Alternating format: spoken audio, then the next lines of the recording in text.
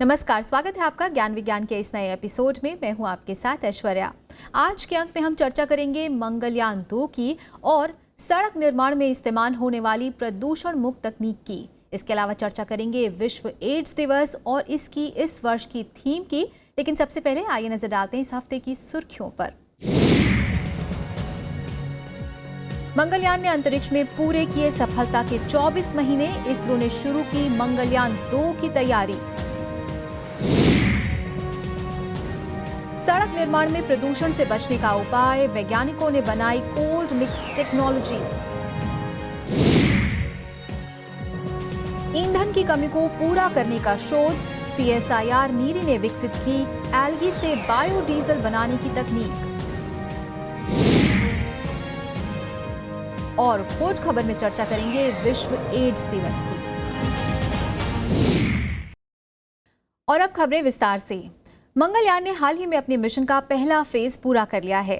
2 साल के इस फेज में मंगलयान ने लाल ग्रह से जुड़ी कई अहम जानकारियां धरती तक पहुंचाई, जिसके द्वारा इसरो मंगल ग्रह के बारे में अध्ययन कर रहा है। अपनी इस सफलता के बाद इसरो अब मंगलयान 2 को अंतरिक्ष में भेजने के लिए उत्सुक है। इसी दिशा में कदम उठाते हुए इसरो ने मंगलयान 2 के लिए तैयारियां शुरू कर दी हैं।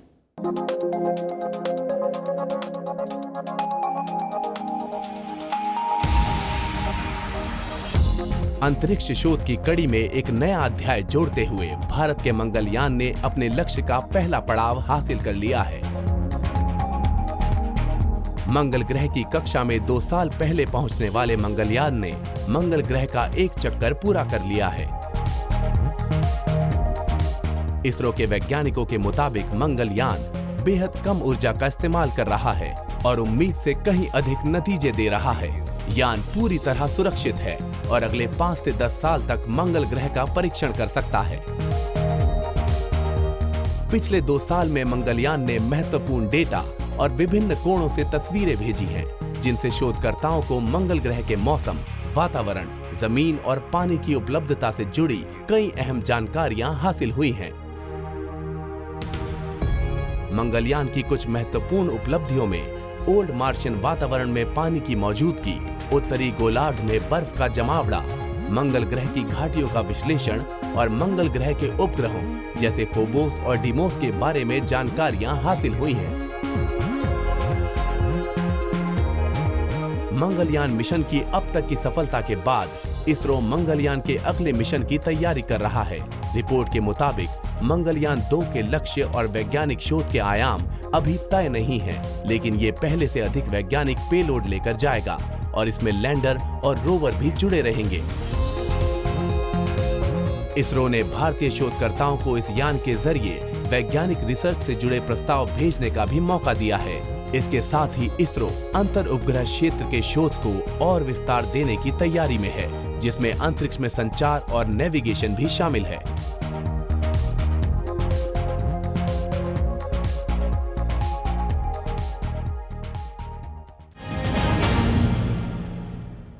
सामान्य तौर पर सड़कों के निर्माण में तारकोल का इस्तेमाल किया जाता है, जिसके लिए इसे काफी उच्च ताप पर गर्म किया जाता है। लेकिन इस दौरान तारकोल से निकलने वाला धुआं पर्यावरण के लिए काफी हानिकारक होता है। इसी समस्या का समाधान निकालते हुए सेंट्रल रोड रिसर्च इंस्टीट्यूट के वैज्ञानिकों द्वारा कोल्ड मिक्स नाम की एक तकनीक विकसित की गई है, जिसके द्वारा सड़कों के निर्माण के दौरान होने वाले प्रदूषण की समस्या से छुटकारा मिल रहा है।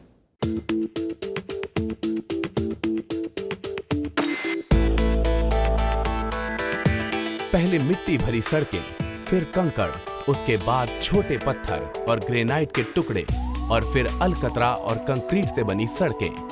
पिछले कुछ दशकों में सड़क बनाने की तकनीकी में काफी तब्दीलियां आई हैं। इन दिनों सड़क बनाने में ब्यूटमेन या टार के नाम से मशहूर अलकतरे का जमकर इस्तेमाल हो रहा है। जिस तकनीकी का इस्तेमाल कर अलकतरे से सड़क बनाई जाती है, उसे हॉट मिक्सिंग तकनीकी कहते हैं।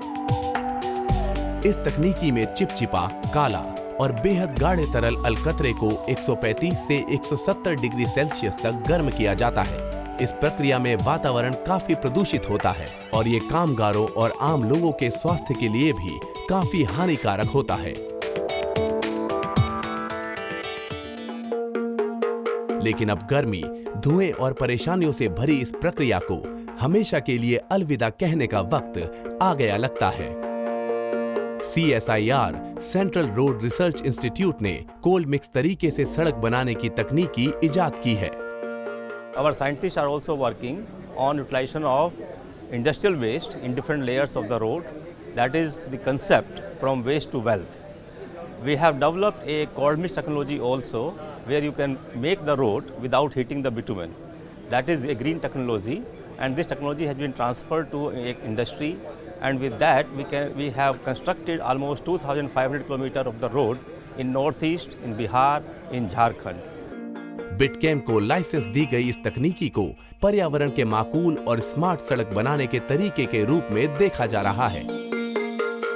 कोल्ड मिक्स तकनीकी में विशेष रूप से तैयार की गई मिश्रित डिजाइन का इस्तेमाल किया जाता है। CRRI बिटकैम कोल्ड मिक्स बाइंडर्स विशेष रूप से तैयार किए गए हैं, जिनमें पदार्थों को एकजुट रखने की भारी क्षमता होती है। सामान्य अलकतरे से भिन्न इस मिक्स को बिछाने से पहले गर्म करने की आवश्यकता नहीं होती।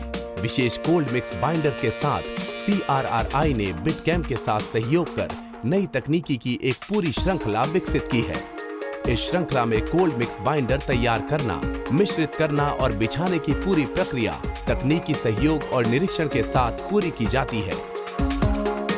शोधकर्ताओं ने अलग अलग किस्म के कोल्ड मिक्स बाइंडर्स विकसित किए हैं, जिन्हें जरूरत और मौसम के मुताबिक इस्तेमाल किया जा सकता है।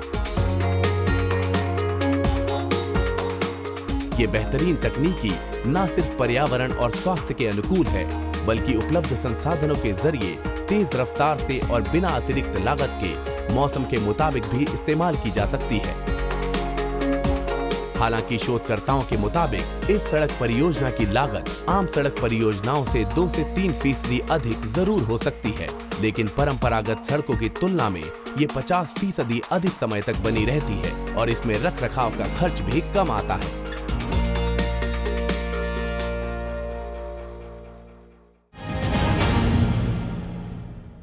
जीवाश्म ईंधन की बढ़ती खपत के साथ साथ इससे बढ़ते प्रदूषण से बचना आज दुनिया के लिए बेहद जरूरी हो गया है। यही वजह है कि वैज्ञानिक ईंधन विकसित करने के ऐसे उपाय खोजने में लगे हैं जो ईंधन की जरूरत को तो पूरा करेंगे ही साथ प्रदूषण की समस्या को भी कम करें।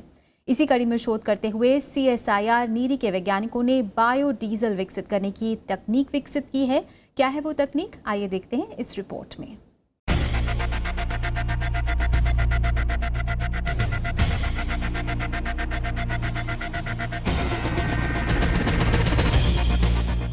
तेजी से बढ़ता प्रदूषण और उतनी ही तेजी से कम होते संसाधन।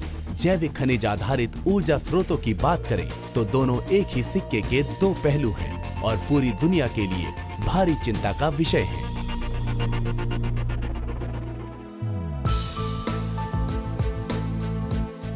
जैविक खनिज ऊर्जा स्रोत के गंभीर वैज्ञानिक, सामाजिक और आर्थिक नतीजों को देखते हुए कुछ साल पहले शोधकर्ताओं ने एक नया समाधान खोजा था और वो था बायोडीजल। संसाधन के रूप में पौधों पर आधारित ऊर्जा का ये तरीका पर्यावरण के लिए सुरक्षित, कम लागत वाला और दीर्घकालीन है।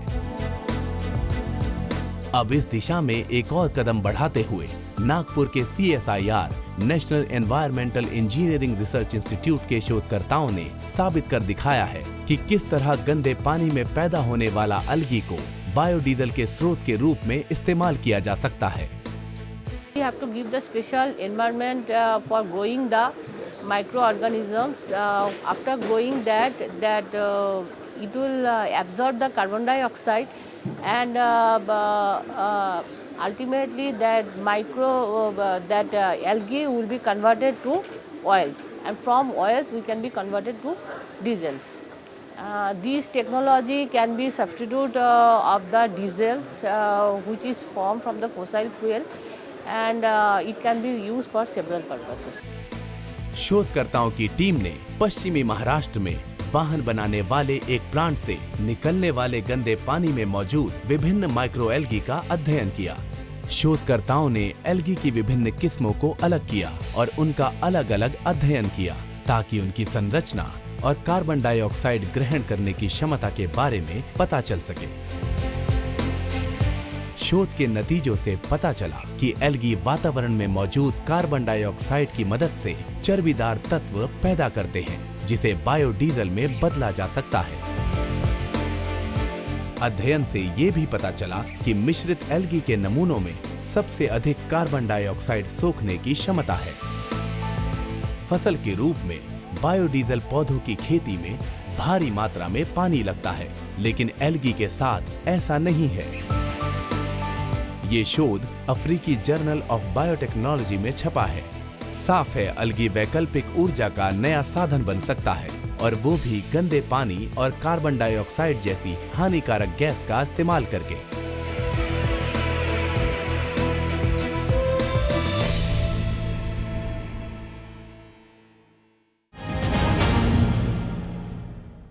और यहाँ रुकते एक छोटे से ब्रेक के लिए, जल्द लौटते हैं वापस विज्ञान और तकनीकी की कुछ और दिलचस्प खबरों के साथ। देखते रहिए ज्ञान विज्ञान।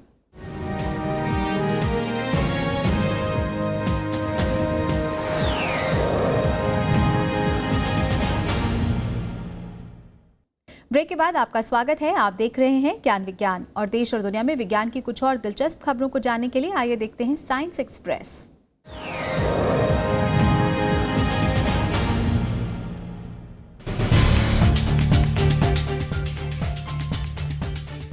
एक दिलचस्प और रोमांचक घटना में अंतरिक्ष में the international space station Bharat से देखने को मिला। अंतरिक्ष पर नजर रखने वालों ने 21 नवंबर से आईएसएस के दीदार किए। हालांकि शाम को सूरज ढलते समय सिर्फ 1 मिनट के लिए ये दिखा। आईएसएस को देखने की पूर्व जानकारी नासा के स्पॉट द स्टेशन वेबसाइट पर उपलब्ध है। शिमला भारत की पहली और अब तक की इकलौती जगह है जहां से आईएसएस को देखा गया है। प्लेटिनम जुबली साल मना रहे council of scientific and industrial research CSIR NISCAIR ने IARI पूसा के सहयोग से 21 नवंबर 2016 को मिनी मैराथन का आयोजन किया। विज्ञान से जुड़ी किसी संस्था ने पहली बार ये कार्यक्रम आयोजित किया है। पूसा कैंपस के भीतर आयोजित मिनी मैराथन का शीर्षक रन फॉर साइंस रखा गया था। दौड़ में विभिन्न CSIR प्रयोगशालाओं और संस्थाओं के करीब 250 सदस्यों ने हिस्सा लिया। हैदराबाद के centre for cellular and molecular biology का मस्तक गर्व से ऊंचा उठा हुआ है। देश की मशहूर प्रयोगशाला के गर्व की वजह है इसके 3 शोधकर्ता, जिन्हें उनके काम के लिए प्रतिष्ठित पुरस्कार से नवाजा गया है। CCMB के निदेशक डॉक्टर राकेश मिश्रा और मुख्य वैज्ञानिक डॉक्टर इमरान सिद्दीकी को JC बोस नेशनल फेलोशिप मिला है, जबकि CSIR CCMB JC बोस के शोधकर्ता प्रोफेसर अमिताभ चट्टोपाध्याय को जीव विज्ञान में साल 2016 के लिए प्रतिष्ठित the world academy of science पुरस्कार से नवाजा गया है। MIT के शोधकर्ताओं ने एक दिलचस्प खोज की है। पानी उच्च तापमान पर भी जमकर बर्फ बन सकता है अगर सूक्ष्म कार्बन नैनो ट्यूब के भीतर हो। इस खोज के आधार पर भारतीय मूल के वैज्ञानिक कुमार वरुण अग्रवाल ने प्रस्ताव रखा है कि पानी से भरे तार बिजली उपकरणों को ऊर्जा प्रदान कर सकते हैं। इस अध्ययन से पता चला है कि अगर नैनो ढांचे के भीतर रखा जाए तो तत्व अपना स्वरूप बदल सकते हैं। प्रवासी तितलियों के आगमन के साथ मेक्सिको का मोनार्क बटरफ्लाई बायोस्फीयर रिजर्व आम लोगों के लिए खोल दिया गया है।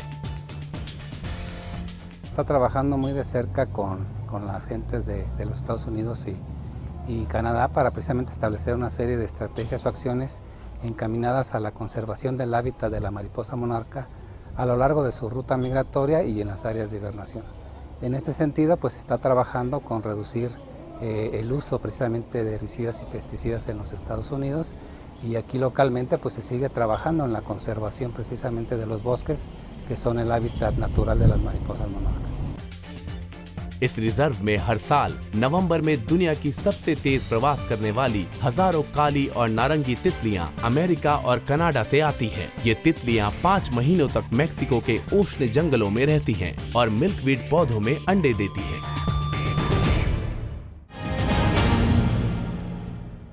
एक्वायर्ड इम्यूनोडेफिशिएंसी सिंड्रोम यानी कि एड्स एक ऐसी बीमारी जिसकी जानकारी के अभाव में हर साल अनेकों लोग इसकी चपेट में आ जाते हैं और कई लोगों की इससे मौत भी हो जाती है। इसी कड़ी में 1 दिसंबर को पूरे विश्व में एड्स दिवस मनाया जाता है और लोगों को एड्स के प्रति जागरूक किया जाता है। पिछले कुछ सालों में फैलाई जा रही जागरूकता और शोध कार्यों का ही नतीजा है जो इस बीमारी पर धीरे धीरे काबू पाया जाने लगा है। वहीं विश्व स्वास्थ्य संगठन ने विश्व एड्स दिवस पर नई गाइडलाइंस भी जारी की है। तो चलिए आज के सेगमेंट खोज खबर में चर्चा करते हैं इसी विषय पर।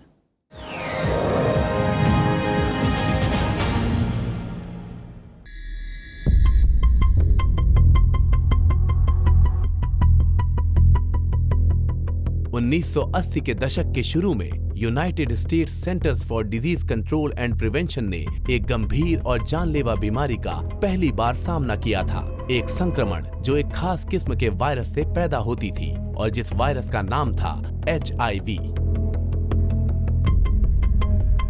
एक बार HIV वायरस की चपेट में आने के बाद संक्रमण का तांता लग जाता था जो आखिरकार जानलेवा साबित होता था।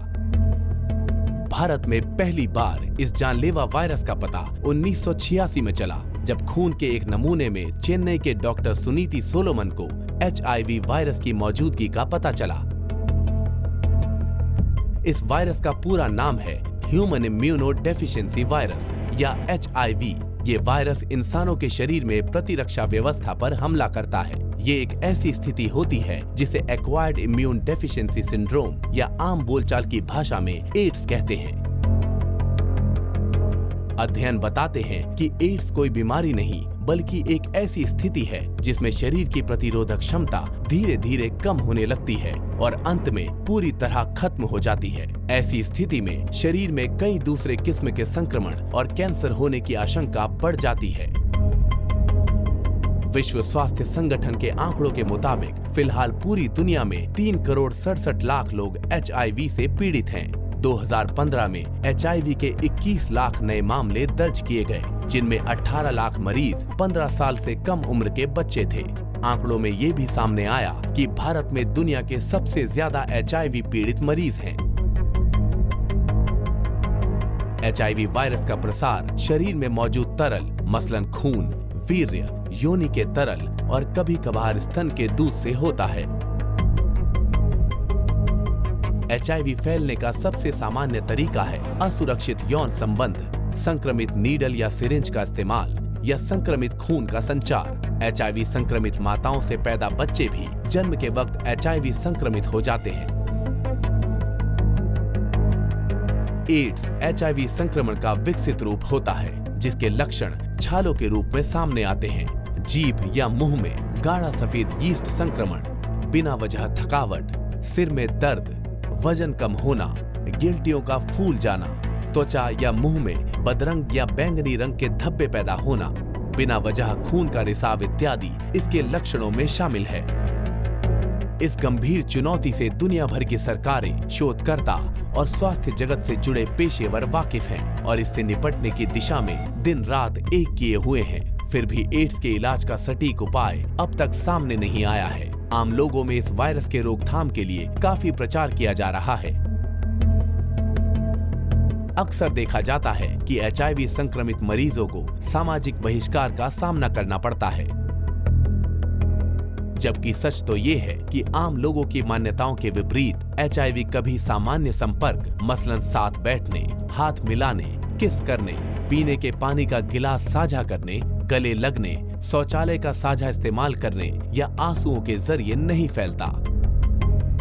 HIV और एड्स से जुड़ी जानकारियों को जन जन तक पहुंचाने की कोशिश में 1988 से 1 दिसंबर को दुनिया भर में विश्व एड्स दिवस के रूप में मनाया जाता है। इस मौके पर दुनिया भर में HIV की जानकारी फैलाने से जुड़े कार्यक्रम आयोजित किए जाते हैं ताकि HIV की रोकथाम की जा सके। All the stakeholders, they took participation to generate awareness among common people so that the awareness regarding HIV, AIDS, preventive services can be generated so that there is zero discrimination for HIV AIDS. Bharat में कई जगहों पर HIV की जांच सुविधा उपलब्ध है जिनमें हेल्थ केयर सेंटर, अस्पताल और विशिष्ट HIV एड्स स्वैच्छिक और जांच संस्थान शामिल हैं। एड्स से जुड़ी बेबुनियाद मान्यताओं की वजह से जांच में भारी गोपनीयता बरती जाती है। मरीज के हामी भरने के बाद ही उसे सार्वजनिक किया जाता है। एड्स फैलने से रोकना एक मानवाधिकार मुद्दा है, जिसे बेहद संजीदगी और अहमियत के साथ संचालित करना पड़ता है। लिहाजा ये हर नागरिक का कर्तव्य है कि वो एड्स के खिलाफ अभियान में हिस्सा ले।